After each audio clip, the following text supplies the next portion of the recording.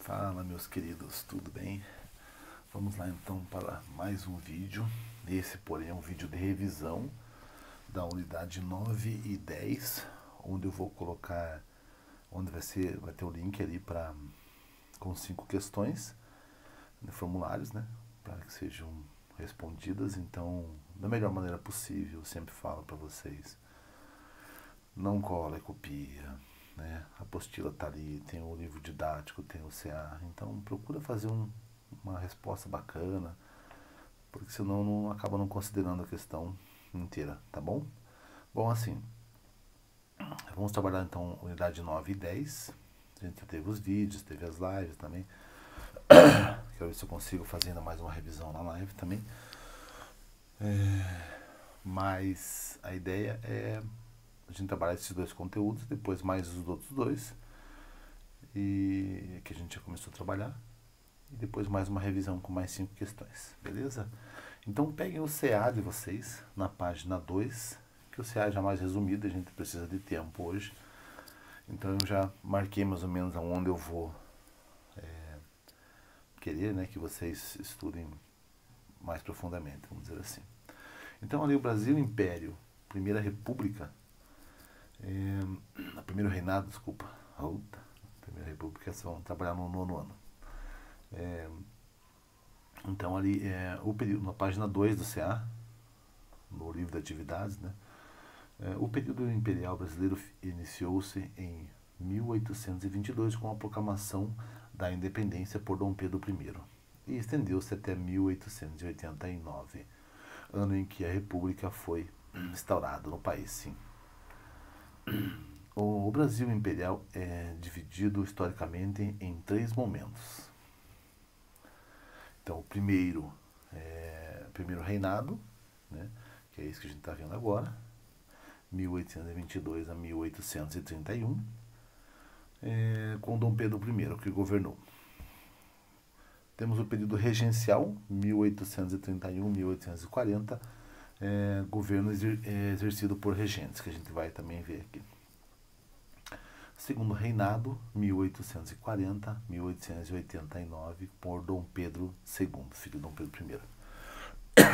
Então ali temos também a política econômica, fala um pouco também da crise, né? Então, o panorama histórico do Brasil no século XIX, então crise econômica que intensificou-se as desigualdades sociais, decadência da extração de ouro e de pedras preciosas, concorrência com mercadorias como o açúcar, o charque e o couro com produtos estrangeiros, e assim foram várias situações que levaram essa crise também, tá?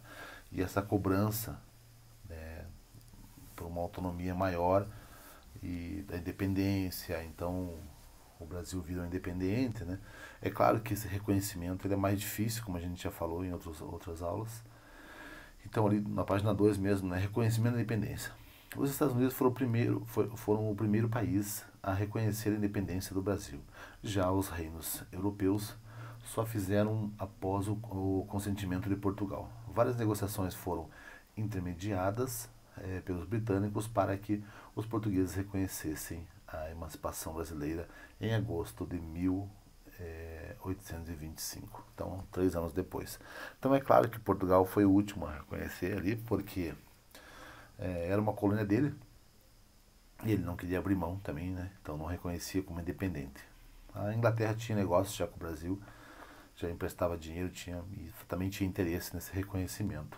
E claro que os demais países da Europa só iriam efetivamente reconhecer o Brasil como independente após Portugal. Até porque vários desses países também eram colonizadores, né? Então eram metrópoles como Espanha, Inglaterra, Holanda, França. Então eles iam da mesma maneira que conforme Portugal reconhecesse. Constituição de 24, também falei na página 3. Então o Partido Brasileiro e o Partido Português. Então as características de cada um ali também, né? O brasileiro tinha características liberais, defendia a supremacia do poder, legislando sobre o executivo, defendia a autonomia das províncias. Já o Partido Português tinha características conservadoras, defendia um governo centralizado na figura de Dom Pedro I, defendia amplos poderes ao imperador. Então, sempre como imperador, o português já tinha uma visão do imperador como chefe absoluto, né, em comandar todas as áreas. Em 1823, para colocar fim aos desacordos entre o Partido Português e Brasileiro, Dom Pedro I, de forma autoritária, fechou a Assembleia e encomendou uma Constituição baseada nas leis portuguesas. Então, ele fecha também, né, e faz uma Constituição baseada na já existente portuguesa. Tá?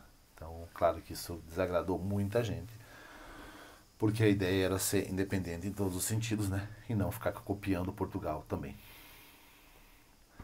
Bom, ali também temos um pouco falando sobre as revoltas do primeiro reinado, então é interessante também, eu já dei um destaque sobre ela ali, marquei, que provavelmente faço uma questão também. Então, em relação às medidas centralizadoras do Dom Pedro I, algumas revoltas ocorreram durante o primeiro reinado, demonstrando o descontentamento de alguns grupos quanto ao governo imperial. Então, ali tem a Confederação do Equador e a Guerra de Cisplatina, né? São duas revoltas desse período também, que é interessante também se dar uma lidinha, porque pode cair alguma coisa sobre elas. Temos a cultura e sociedade. Então, a sociedade brasileira, primeiro reinado, como ela era composta, né? Então, ela tinha uma elite nacional, grandes proprietários de terra, comerciantes e altos funcionários públicos, classe média, profissionais liberais, pequenos comerciantes, militares de baixa patente, membros do baixo clero e agricultores. Trabalhadores livres, estrangeiros e ex-escravizados que vendiam sua mão de obra. Africanos escravizados. Então, essa era a divisão de camadas, né, da sociedade nesse período, do primeiro reinado. Então, ali tem algumas coisas sobre cultura, herança, educação infantil, né, também, só que eu não vou pedir nada nesse sentido, mas vale a gente dar uma lida depois ali, tá? Então, temos a crise de abdicação em 1831, por causa da pressão política e popular de Dom Pedro I, abdicou do trono brasileiro. Então, ali acabou abdicando desse trono. Os principais fatores que contribuíram para que isso ocorresse: aumento da dívida externa, resultado dos empréstimos realizados por Dom Pedro I para o financiamento da Guerra da Cisplatina, que ele se afundou em dívidas, oposição ao governo centralizador e impopularidade do imperador por causa do apoio concedido ao Partido Português.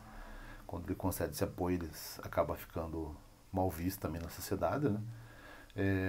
Noite das Garrafadas, protesto ocorrido contra o governo de Dom Pedro I em 1831, nomeação de amigos pessoais do imperador para compor os ministérios, também desagradou muito, morte de Dom João VI, então o pai dele faleceu em Portugal, e a exigência do retorno do Dom Pedro I por parte dos portugueses para assumir, né, o seu lugar. A abdicação do trono brasileiro por Dom Pedro I. Então ali ele abre mão desse trono, né, e deixa seu filho, Dom Pedro II, com apenas 5 anos de idade, para que, quando atingisse a maioridade, assumisse esse reino, né, e fosse o imperador. Então, vamos agora lá para a página 9 do CA também, que é o Brasil Império, período regencial. Agora a gente já entra no período regencial. Então, no período regencial, ali, a política e a economia também é um destaque, né? Então, de acordo com a Constituição de 1824, o governo deveria ficar sob a responsabilidade de 3 regentes até que o herdeiro atingisse a maioridade.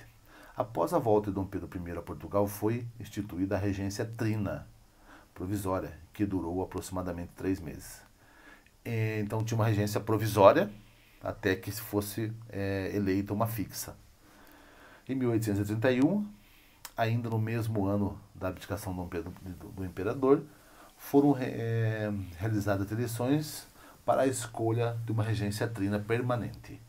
Então, 3 regentes que ficariam num período mais longo regendo o Brasil, que seria responsável por governar o país por 4 anos. Naquele período, a Câmara de Deputados estava dividida em 3 grupos políticos principais. Câmara de Deputados ali no quadrinho azul, na página 9 embaixo. Então, grupos restauradores, caramurus, liberais moderados, chimangos, e liberais exaltados, os farroupilhas. E ali, então, como era composto os membros, tudo certinho, né, a composição desses membros. Então, ali no caso dos caramurus, altos funcionários da administração pública e ricos comerciantes. Já os liberais moderados, eles tinham ricos proprietários de terras e intelectuais, e os liberais exaltados, proprietários de terras e membros das camadas médias da população. E ele tem cada uma sua proposta também, então é interessante essa parte da economia para vocês darem uma lidinha, porque provavelmente eu peço alguma coisa nesse sentido também. Temos ali na página 10 a regência trina permanente, que foi de 1831 a 1834. A maior parte dos cargos de regente foi ocupada por liberais moderados, que naquele momento eram maioria na Câmara dos Deputados. Então ali vejo a seguir um esquema, as principais medidas tomadas pela regência também trina permanente. Então, Guarda Nacional, 1831, deveria conter as manifestações que se mostrassem contrárias às regências. Era formada por membros das classes mais altas da sociedade. Código de Processo Criminal, 1831, determinava como deveria funcionar os processos criminais no país e concedia amplos poderes ao juiz de paz. Ato Adicional, 1834, então ali extinguiu o Conselho de Estado e criou a Assembleia Legislativa. Estabeleceu o fim da regência trina e determinou a criação da regência una. Declarou a cidade do Rio de Janeiro como sede do governo. Aí também o Rio de Janeiro passa a ser capital. Regência una, 1835-1840. O primeiro regente único a ser eleito por o padre Diogo Feijó, foi o padre Diogo Feijó, em 1835. No mesmo ano, ele renunciou por causa das diversas revoltas que ocorreram contra o governo. Foi substituído por Araújo Lima. Veja a seguir as principais características dos dois governantes. Então, os dois governos. Então, ali temos as características do Diogo Antônio Feijó, né? Então ele criou o Partido Progressista, defendia o Ato Adicional em 1834, voltado para a autonomia das províncias. Seu governo foi marcado pela disputa política entre progressistas e regressistas. Revoltas como a cabanagem e a farroupilha ocorreram durante o período em que esteve no poder. Após a pressão das oposições, renunciou em 1835, era previsto que ficasse até 1840. Então ele tinha um mandato bem longo, mas ele já renunciou muito antes disso. Araújo Lima, que sucedeu ele, do Partido Regressista, manifestava-se contra o liberalismo e a autonomia das províncias. Era favorável à centralização do poder, pois acreditava que era uma maneira de controlar as rebeliões. Instituiu em 1840 a Lei de Interpretação de Ato Adicional, que reformou o Código de Processo Penal em 1832, transferindo as atribuições dos juízes de paz para agentes nomeados pelo poder central. Então ele tira o poder dos juízes de paz e passa por pessoas nomeadas pelo poder central. Revogou as liberdades adquiridas pelas províncias e recriou o Conselho de Estado, provocando a antipatia das elites locais.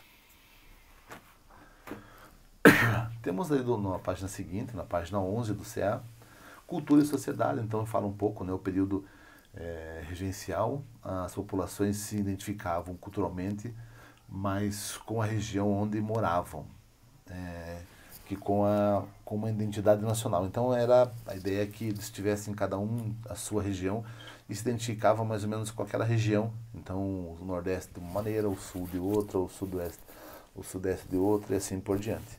E não era uma cultura homogênea, falar assim, né, de que todo o Brasil era igual. Então, até hoje é assim, né? Graças a Deus temos essas diferenças de uma região para outra, isso que é bacana, isso que é importante também. Também fala um pouco das rebeliões, na página 11. Então, ali fala das rebeliões que ocorreram, né, nesse período de regência. Então, ali, rebelião, cabanagem no Pará, anos 1835 a 1840, causas descontentamento com os governos local e nacional, objetivo estabelecer um governo que melhorasse a condição de vida da população e expulsar os portugueses considerados causadores da pobreza. Consequências. Em 1840, os cabanos foram completamente derrotados pelas forças militares, né, do governo regencial.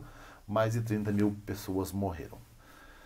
Temos ali também a Rusga, temos a Balaiada, Malês, né? São várias rebeliões que ocorreram, né, em todo esse processo. Temos a Farroupilha, que também já foi citado lá, né, no textinho lá do Diogo Feijó.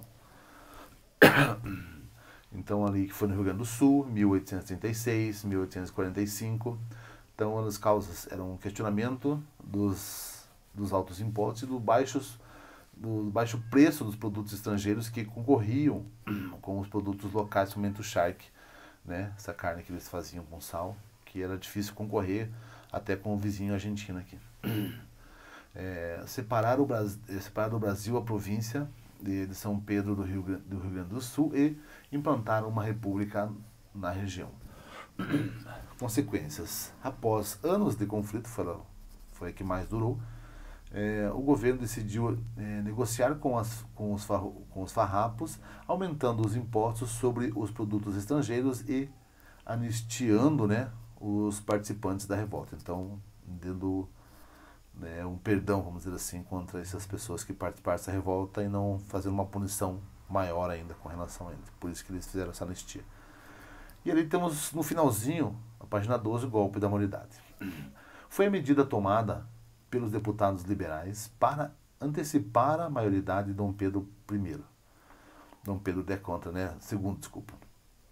Em 18 de julho de 1840, por causa da instabilidade provocada pelas revoltas ocorridas no período regencial, Dom Pedro, com apenas 14 anos, então ele foi deixado com 5 ali, aqui ele já estava com 14, foi coroado como segundo imperador do Brasil. Então ele assume o Brasil com 14 anos de idade e é coroado o novo imperador. Então vejam bem que esse foi chamado o golpe da maioridade, justamente, né, porque eles estavam num período com um fraco controle político dessa situação, e eles se viram a necessidade de acelerar um pouco essa maioridade desse jovem, né, de Dom Pedro II. Esse também é interessante, gente, vale dar um destaque também, que eu posso pedir também uma questão sobre ele, tá? O que é o golpe da maioridade. Então, assim, então esse foi mais um resuminho, tá? A gente vai fechando aqui mais essa unidade de 9 a 10, para que eu mando, vai ter 5 questões aqui nesse vídeo, né? Um linkzinho com 5 questões, vocês preenchem, e basicamente mais do que a gente falou aqui, o que vai cair mesmo, então não tem muito fora disso, tá? A gente trabalha sempre em cima da apostila, né? Que é o que a escola nos fornece e pede também, para que não ocorra algumas divergências também nesse sentido, tá bom? Gente, então assim, obrigado por enquanto, a gente volta nos próximos vídeos, tem a nossa live também, que eu vou trabalhar esse tema de novo, beleza? Um abração a todo mundo e até mais.